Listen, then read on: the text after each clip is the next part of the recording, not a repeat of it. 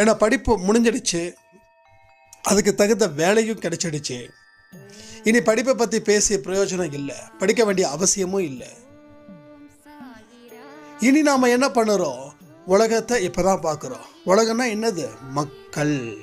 ஒவ்வொரு மக்களாக படிக்கிறோம்.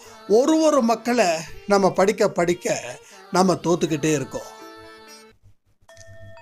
உங்களோட தோல்விகள் எப்போ உண்மையிலே வருது தெரியுமா? நீங்கள் யாரை வச்சு உங்களை கம்பேர் பண்ணுறீங்களோ, கம்பேரிஷன், காம்படிஷன், இதில் தான் நீங்கள் தோற்று போகிறீங்க.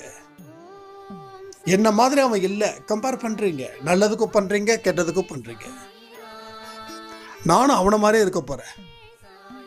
இது நிறைய நல்லவர்களோட குமுறல்கள். எனக்கு மட்டும் என்ன தலையெழுத்தா?